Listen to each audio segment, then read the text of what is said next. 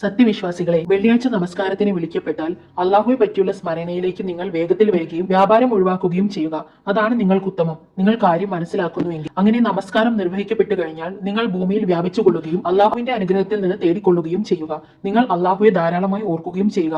നിങ്ങൾ വിജയം പ്രാപിച്ചു. അവർ ഒരു കച്ചവടമോ വിനോദമോ കണ്ടാൽ അവയുടെ അടുത്തേക്ക് പിരിഞ്ഞു പോകും എന്ന നിൽപ്പിൽ നിന്നെ വിട്ടേക്കുകയും ചെയ്യുന്നതാണ്. നീ പറയുക, അള്ളാഹുവിന്റെ അടുക്കലുള്ളത് വിനോദത്തെക്കാളും കച്ചവടത്തെക്കാളും ഉത്തമമാകുന്നു. അള്ളാഹു ഉപജീവനം നൽകുന്നവരിൽ ഏറ്റവും ഉത്തമനാകുന്നു. നബി സല്ലല്ലാഹു അലൈഹി വസല്ലമ വെള്ളിയാഴ്ച ദിവസം പ്രസംഗിച്ചു കൊണ്ടിരിക്കുന്നതിനിടയ്ക്ക് മദീനയിലേക്ക് ഭക്ഷണ സാധനം വഹിച്ചുകൊണ്ടുള്ള ഒരൊട്ടക സംഘം എത്തി. അപ്പോൾ റസൂൽ തിരുമേനി സല്ലല്ലാഹു അലൈഹി വസല്ലമയുടെ സ്വഹാബി അതിലേക്ക് ദ്രുതഗതിയിൽ പോവുകയുണ്ടായി. ഒടുക്കം 12 പുരുഷന്മാരല്ലാതെ അവശേഷിച്ചില്ല. അപ്പോൾ റസൂൽ സല്ലല്ലാഹു അലൈഹി വസല്ലമ പറഞ്ഞു, എന്റെ ദേഹം ഏതൊരുവന്റെ കൈവശമാണോ അവൻ തന്നെ സത്യം. നിങ്ങളിൽ ഒരാളും ശേഷിക്കാത്ത വിധം നിങ്ങൾ തുടർന്നു പോയിരുന്നുവെങ്കിൽ നിങ്ങളെയും കൊണ്ട് ഈ താഴ്വരയിൽ അഗ്നി ഒഴുകുമായിരുന്നു. ഈ 11ാം വചനം അവതരിക്കുകയും ചെയ്തു. പ്രസ്തുത 12 പേരിൽ താനും അബൂബക്കർ റളിയല്ലാഹു അൻഹുവും ഉമർ റളിയല്ലാഹു അൻഹുവും ഉൾപ്പെട്ടിരുന്നു എന്ന് ജാബിർ റളിയല്ലാഹു അൻഹു സ്ഥാപിച്ചതായും നിവേദനം ചെയ്യപ്പെട്ടിട്ടുണ്ട്.